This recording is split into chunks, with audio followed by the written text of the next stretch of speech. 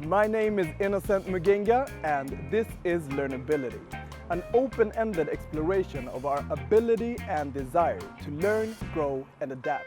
Let's go. In collaboration with Gather, an innovation conference within the intersection of tech, science, business, public sector, and culture, we will be creating the Gather series. In that, we will explore digital democracy, virtual love, urban planning, future of work, information age, and so much more. Join us.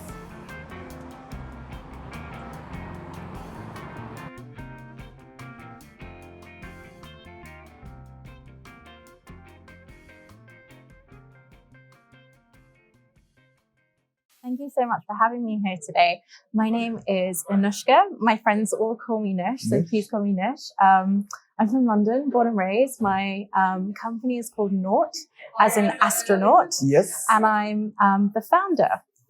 The founder of Naught. Yeah. And we're here today at Gather, the Gather conference, where you later on will be speaking. Mm-hmm. And hopefully we can do this with people walking around and still capture your great insights. Yeah. I would like to start off with, so we're talking about urban planning. The episode's name is We Need Space or Space, which is why it's great talking to you on that point later. But since you've lived in so many different cities, I would like to get sort of your views of urban planning, life in these different cities, social sustainability. Yeah, absolutely. Like, I'm first and foremost, I'm a Londoner born and raised. Yeah. Really proud of my hometown. And I've had the privilege of being able to live pockets of time in various cities around the world. Yeah. Whether that's been traveling for extended trips for like work and conferences, or really bedding in for a period of time. Living across New York, Los Angeles, Miami, Germany, particularly with the work I've done in the space sector. And it's so interesting because I think LA probably was the area that when I got there, I was obsessed with being able to walk on the beach and watch the beautiful sunsets over the Pacific Ocean. Oh, yeah. But within a few days, I was bored of watching the sun go down. And I think this is probably because I grew up as a Londoner. I'm used to always being on. Oh, yeah? I'm used to like the buzz of the city, and slowing down and really taking that kind of like West Coast, Cali, like Relax. organic living Yeah, is so different for me. I've had friends that stayed there, and one thing for them was not having different seasons. Yeah, so I think I've really, as I've got older, I've definitely come to appreciate seasons. Yeah. Living in New York, I experienced some of the coldest winters of my life. But that now has made me immune to any winter anywhere else on the planet. It's a piece of cake. It also made me appreciate like the structures and systems they had in New York, where if you had 12 inches of snow, it was taken away. Like there were shovels, people with shovels that would come and clear your pathway to your door. I used to get the 114 express bus from New Jersey into the city every morning. And without fail, I could do that regardless whether it was sunny, raining, or full of snow. There was no excuse. And when I compare that to London, you know, if we have an inch of snow on the first day of snowfall, the airport's shut down. It's crazy. My mother lives in London, and every time it's snowy, she's like, yeah, well, honestly, I guess I'm home today. Or like wet leaves on the train tracks mean that in autumn, the trains are delayed. So, you know, we're talking about smart cities and using technology to enable all these great systems, but we still can't deal with wet leaves, particularly in the UK. And I think as cities come more online, as data is released, as we become smarter citizens, as we hopefully are more mindful with the food that we buy and think about where it's grown and hopefully buying things more locally and in season, the impact on the wider world could actually help us now that we're really thinking and tackling about the whole climate crisis. You know, I'm in the space sector. I'm very passionate about our future space missions to going back to the moon and Mars and beyond. But if we're littering our upper atmosphere with space debris, then actually there won't even be a future space. And And actually, one of the things of note is that we really care about frontier and innovation in technology, because wouldn't it be such a shame if we had all of the best and brightest minds on our planet, enabling all these amazing new systems that we need to live and breathe in hostile, extreme environments that are off planet? If we couldn't use that technology to help our planet heal now and really think about the climate crisis and affecting change. My name is Namo Marouf. I'm an urban planner and facilitator at House of Sparks at the moment. Yeah. Where I work with within the urban planning realm with companies to help them how to go from ideas to action within the social sustainable urban planning sphere. So let's start off with trying to understand, what is urban planning? I would say it depends on who you ask. Yeah. Urban planning per se is a political process. And in Sweden, the municipalities have something that's called the plan monopoly. Okay. So the municipality has monopoly over planning and zoning. Oh yeah, so it's that process where you have to apply for anything you want to do, and you have to have the full plan for the whole project, right? Yeah, so basically it's the municipality, they plan the built environment and the land use. And building companies or property owners, they contact the municipality with their projects as a request. We want to build this. And there are certain things that are prioritized within urban planning, for instance, schools. Now, lately, there has been a lot of refugees coming to Sweden. So refugee camps, or whatever you want to call it, hospitals, and all this infrastructure that keeps the society going. And also, of course, housing. Housing, of course, yeah. Yeah. We're a growing population. Yes. How has urban planning looked historically throughout Sweden? Let's take Sweden as an obvious example. Throughout the history, or Stockholm maybe, different focus areas and just a history of urban planning. Well, urban planning before wasn't maybe as conscious as it is today. Yeah. Today we try to meet the needs of society. Before 1987, the government was in charge of the planning. And then when the Planning and Zoning Act changed in 1987, they gave the responsibility to the municipalities. Oh, yeah. Whereas today, municipalities across the country work differently. Yeah.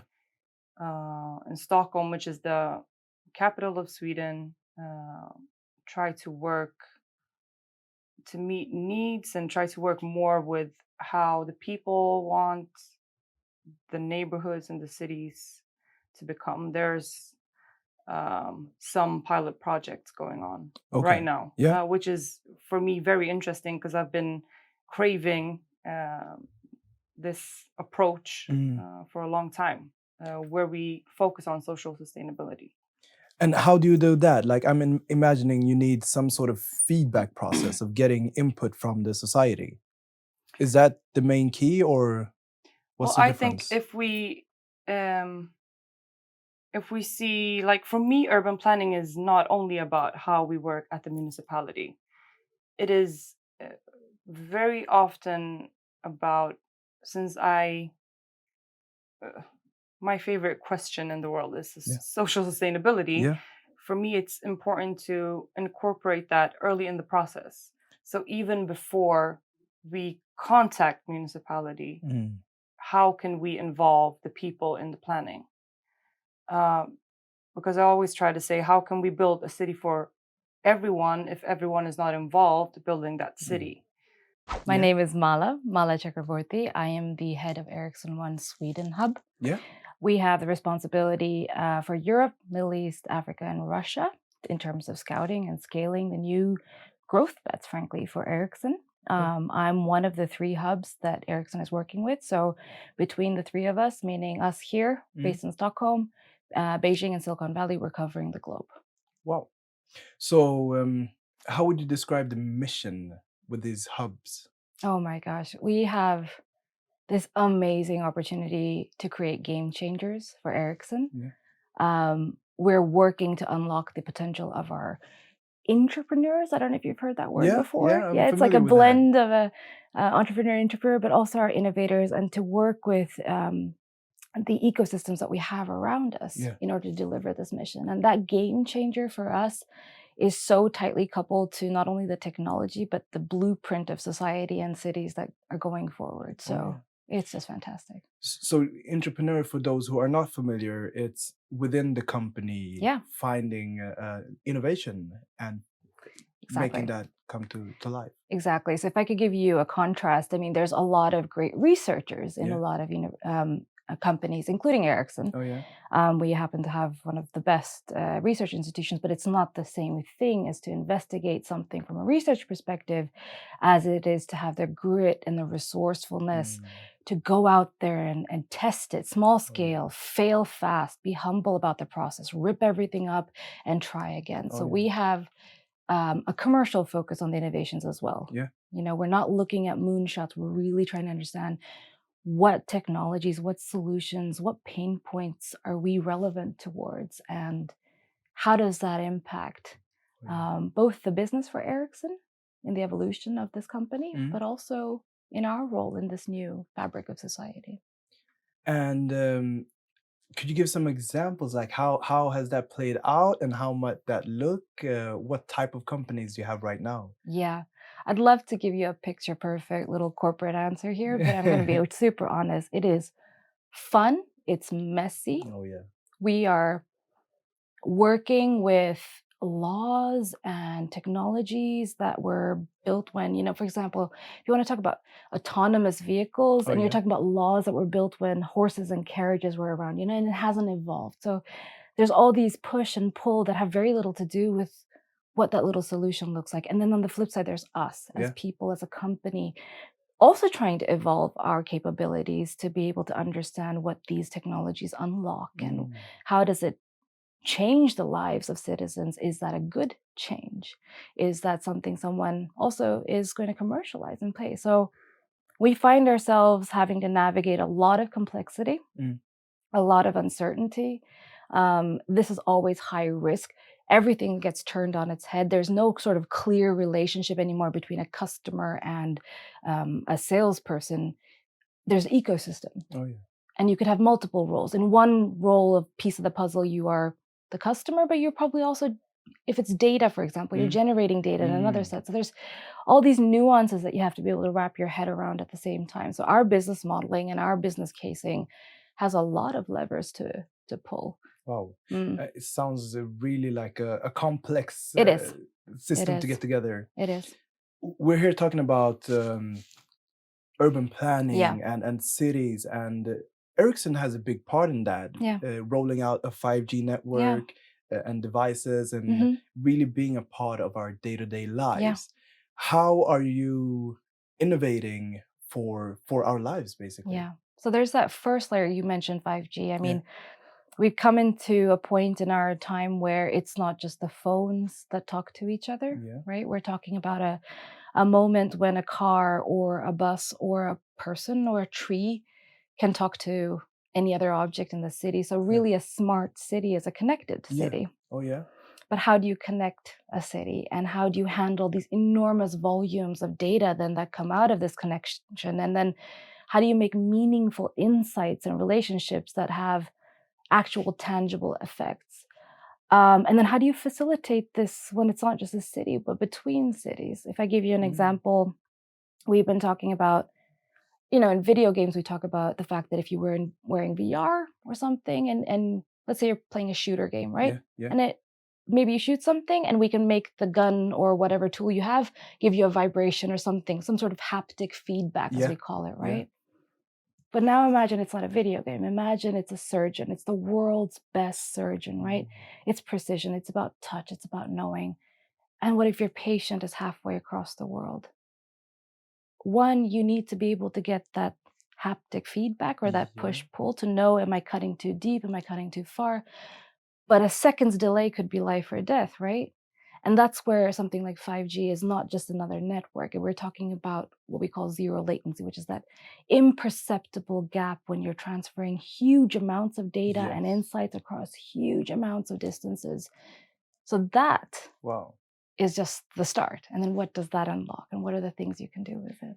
That's super exciting. I think because I'm not a surgeon, I'm just a regular human being. So when I'm thinking of 5G and IoT, I'm thinking about phone. Exactly, my phone or my fridge being smart or whatever. But you have these life critical moments as well. That's a lot of responsibility, I'm guessing, in Absolutely. making sure our innovation assures we can do this. Yes.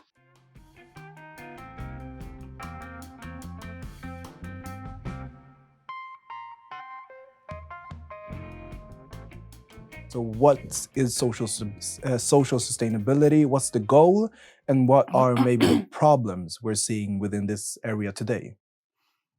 I think, well, first and foremost, the most important thing to say is that there is no such thing as a universal solution for every area or project, which would have been amazing, and that would have solved a lot of problems we have today. Oh yeah, logistically. But, exactly. But social sustainability for me is about somehow having the best interest of the citizens and the people. And we can't forget that those planning the city are also the people. But there is a gap between me being someone that works at a municipality and me being Namo after 5 o'clock. Oh yeah. Because I forget about how it is to be a regular citizen. I get that there's some bias involved. Maybe there could be some bias involved in the process of planning. And it is, and that's the problem. See, every workplace I've been at is very much the same people working. Quite homogenous. It's white working places, which is the case at a lot of in a lot of sectors. But when we speak about building cities, again, if I can't feel represented by someone that works at the city that knows how I think, what I have, what my needs are, how can we match that in the built environment? So I believe that first and foremost, we need a bigger representation within the company. And that is a long process. It's going to take a long time. But what we can do in the meantime is working innovative. So we can take in experts. We can take in reference groups. We can take in people that are not represented at the workplace. But we know, for instance, if we built housing in Husby, which is a suburb here in Stockholm. Which is a suburb in Stockholm, which have a large immigrant and second generation, whatever you want to call it, population. How can we understand what they need? How can we not copy paste everything that we do and place it there? And for me, that is we can work innovative through failing fast and trying things out, because we need to try to be able to know if it works. I really like that. So that's why you're really excited about these pilot projects, smaller pilot projects where you try out, because I'm guessing there must be a big difference between theory. So you're sitting at the office, you're having theories of how this planning might play out and what actually happens in practice. So the faster you can try this out, the faster we can come to greater solutions. And then we also have the gap with the politicians and the policymakers, the people that work at the municipality and the people. So there's several layers of things that we need to solve somehow. Because it is at the end of the day, the politicians who decide what's going to happen, how we're going to use the land. And what I meant with early in the process, I would love for more companies to try this out early in the process, because what they don't realize is maybe it doesn't have to cost a lot. It doesn't have to be expensive, because we try it out fast and many times. Oh, yeah. So if we collect a lot of people that are different in a room to create ideas, we know that, okay, these people maybe don't speak the same language. So we might fail a lot. Oh, yeah. But it is within these groups where we can come to those breakthrough ideas that will change the world. Or like, we need to change how we plan. Imagine that the definition of a city wasn't limited to a geography. Imagine that you or your child could go to school and learn from anyone, anywhere. That it wasn't defined by the walls of your classroom, because technology was able to deliver you whatever education you needed in the remotest parts. And this might be a no-brainer for those of us who live in actual cities, but just imagine now places that aren't cities, places that aren't even maybe a cluster. Certainly you have access to London in this remote place anywhere, frankly, whether it's up north in Sweden or whether it's further south in India or somewhere in China, or if you're on the train or the bus, you don't have to look about east or west for that, and you break these barriers and you melt them down. It's about going to the doctor and not being worried about what hospital is in your city. It's about making sure that if you're having a heart attack up in North Sweden, or if you need blood donations in Sahara, there's a drone that's coming for you, and it's coming for you in time. And it's this connectivity based off of not necessarily expanding or changing the way we live, but connecting it to a larger pulse. So you're sort of removing the physical boundaries. Yeah. And there's a lot of technologies that goes into this.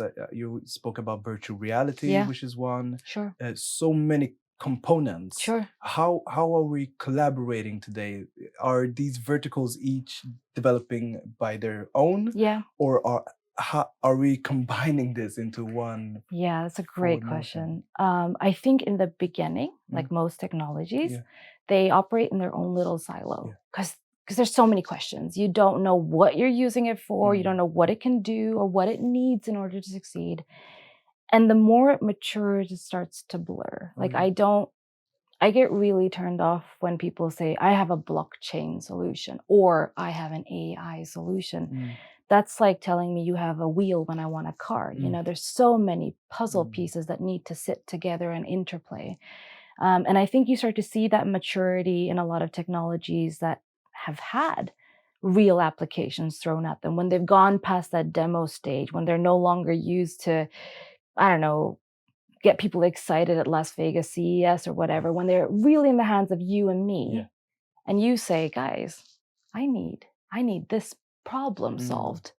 And then we look in our toolbox and we mesh them. So a lot of what we're doing today is a blend of whether it's AR and AI, and then maybe something with blockchain. It could be, do you really need VR for all your applications? Or is it enough with just, a lot of the other things that are available?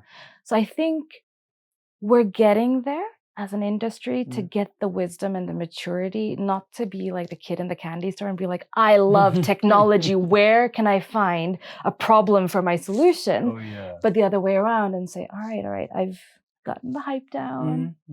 What can I do with this toolbox? I like that. Now, Namo was talking a lot about us being people-centric with our innovations. And that's really bringing it back to that. And it's I guess it's so easy with, I think, all innovation and all science. You have your technology, you have your thesis or whatever you're trying to solve, and you just go down that path. But we need to share it and be able to apply it in different usable fields. Absolutely. Where would you say, and this might be a hard question, we are today in maturity, and where do you see us heading in using this technology and being connected? And I think it is so far ahead because things are changing faster than they've ever done. I mean, our grandparents have not experienced change as fast as this.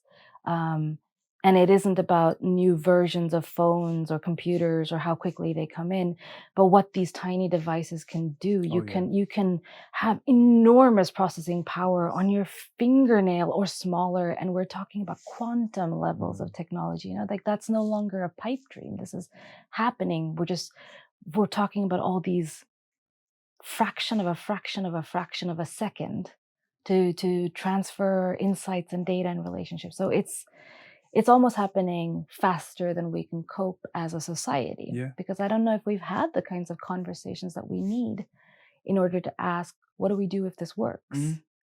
There is a whole ecosystem that we need to think about of if we are landing back on the moon, if there is going to be a lunar gateway orbiting platform, which is what NASA have been thinking about, which is the orbiting kind of platform that might come after the ISS, the International Space Station, phases out. But it's where the next humans from sort of NASA will potentially dock before they then go back to the moon and access the moon. What will the difference be from the current ISS? So the ISS has been around for a very long time. It's an aging beast. It's one of the most expensive pieces of equipment that has ever been spent by humans ever on the planet. And it costs a lot to run. There are talks about using it for tourism and charging rich individuals. And again, that means you have to be pretty rich and privileged to have that position. And sometimes I'm asked, like, isn't it a good thing if all these people with money have the chance to see the Earth and like see that vision of Earth and like, because they've got the money, they can fix it. I'm like, that's not fair. That is not fair. Like having money doesn't mean that you shouldn't not have access to space. And this is why I love technology, because later in my talk today, I've got a video, which is what I find very inspiring as a tool. But it really demonstrates how mixed reality, virtual reality, augmented reality can be used to augment a human's experience to not only inspire, but give access. And we need more people to study STEM subjects.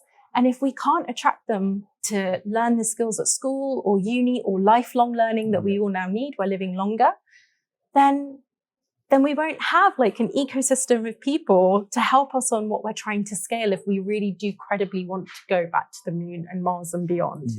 So there's a lot of work that needs to be done, but also, you know, I've had amazing opportunities to check out some virtual reality of docking with the like ISS or like being an astronaut on a spacewalk. And it was trippy. And I felt like I was floating. I felt like, and I was sitting in a chair, but it was an experience that was invaluable to me. And I'm already in the space sector. I'm incredibly lucky to be in technology, that I get these opportunities. These are the experiences that everyone should have access to. And then we can talk about like those beautiful moments that people have when they maybe change their behavior. But I'm a true believer that like, if we can affect mass change in people's behavior, then that's the impact we need to see, particularly if we're looking to protect our planet. So I'm all for space tourism for sure, but I just want to make sure everyone has access to it. I like that. And I like how we can use technology and spend our, once again, time and money in a better way. So we're developing the virtual reality. 5G will have all of this, and we'll have the infrastructure. So even if you're super rich and could go to space, is that well spent money? Could you put it into something else? Get the virtual version. See, I love that. See, and these are the questions we have to ask ourselves, right?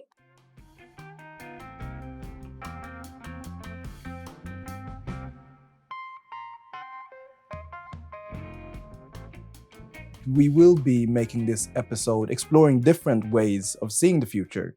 One of the ways that many people choose to see it is fully technological. It's basically taking our human species and going to another planet to restart or sort of get a new chance, or what you would call it. I don't what the reason is. What are your thoughts on that? I mean, I like Elon Musk because he's crazy. But I don't know. No, like I think a lot of people just want to live a normal life, which doesn't have to be a bad thing. But that normal life needs to be just. And let's create a just place before we travel to other planets. And I think we need technology. But technology is not the solution. It is a tool. What's your thought on us becoming a multi-planetary species? So it's two-pronged, right? One is we are explorers. We were never happy with whatever spot of land that we were on. I mean, the Polynesians sailed the oceans, the Vikings sailed the oceans. We've traveled forests and trees. We like to explore. When the world we saw wasn't enough, we started looking at the world we couldn't see and got into biochemistry and life science. And when that wasn't enough, we looked up and started looking at the stars. So that is definitely a blueprint for humanity.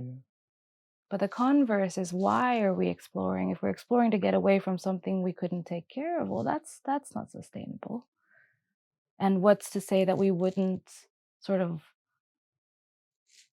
learn from that, unless we stop. So I think, like with everything else, when you sail away from a port, there's a port to come back to.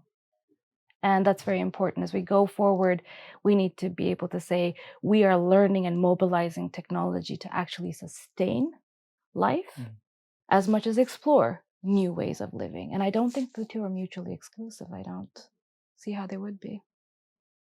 So I sort of get that we're talking before the interview about personal development, and it sounds like it's a challenge, and you grow with challenges. So this is humanity challenging itself to. And that might give us tools in other different situations.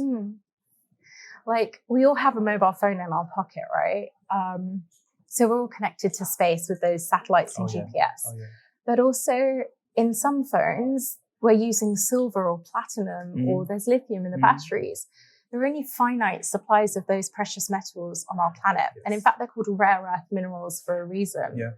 And so, arguments have been made that maybe there's a new ecosystem of asteroids or near-Earth objects that we can go and mine for these materials. Now, number one, that's again another engineering and science challenge. And in fact, last year, the German Space Agency and the Japanese Space Agency landed on an asteroid, and they've started drilling. The technology exists to get to asteroids. We've got that.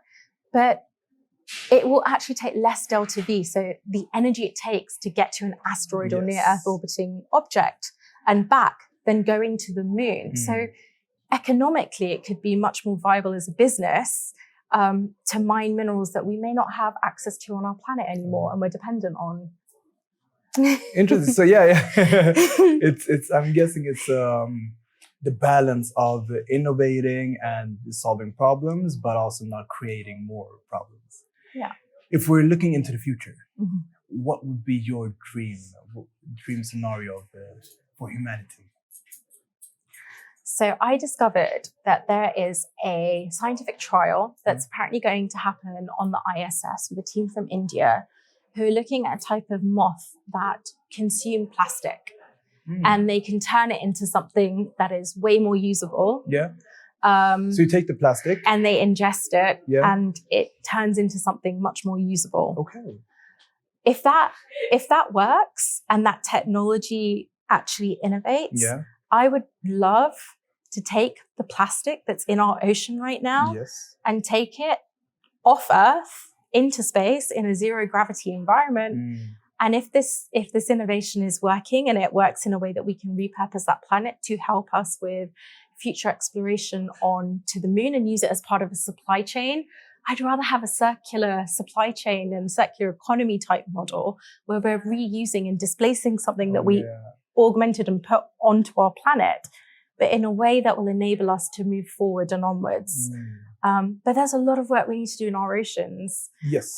So I'd like to think about how we can deal with everything at the same time. I think I want too much. I think I'm an idealist. I want to solve plastic in the ocean. I want to clean up the environment. I want to make sure the climate crisis is adhered to, and also go back to the moon and think about Mars. But I think everything is connected, right? Yes. Every action has a consequence. And so everything has to be connected in a way. So I like joining the dots between them all in some way. That was what I was going to say. I think the more we can connect things as well, we can easily and better find solutions and collaborations. So if someone's focused on the ocean, I'm focused on space, there might be some collaboration. And let me tell you, I'm not the expert. I'm just asking the questions and finding the experts because they've got that knowledge. Yes. And I think it's quite interesting in history if you look at like leaders and you hear about ego. Like, I think I've done a lot. The universe has really knocked me down a couple of pegs where I'm not there to like lead. I'm there to like have the conversation and bring the right people together and always have the door open to anyone that wants to join. And that's the one thing I would say to your listeners and subscribers is that if a door is open for you and you can walk in, go in and listen. If you don't want to contribute, that's okay. But walk in through that door because you could surprise yourself with the people you meet, the person you sit next to, and always say hello. Because what's stopping you from, discovering something you have in common? We found something in common before, and that was kind of beautiful. I love that. And that's a beautiful way of ending this episode. Thank you very much, Nush. Thank you for sharing. Thank you for having me. Thank you very much, Namo, for sharing your perspective and sharing actual solutions of how we can build inclusive and social sustainable societies. Thank you for having me. Thank you. Thank you. I'm actually very excited about following the progress of Ericsson One and the innovations, and I hope we can find some way of doing that where I can report back. Oh, I'd love to. Yeah? Yeah, that'd be super fun. That'd be great. Thank you. Thanks so much. Learnability Podcast is produced by Levels, working in the fields of digital transformation, innovation, product development, and venture. If you want to know more about us, visit at wearelevels.com. And oh yeah, if you want to find additional material and contribute to the platform, you can do that at learnability.online. That's learnability.online. Looking forward to get in touch with you. And oh yeah, stay curious.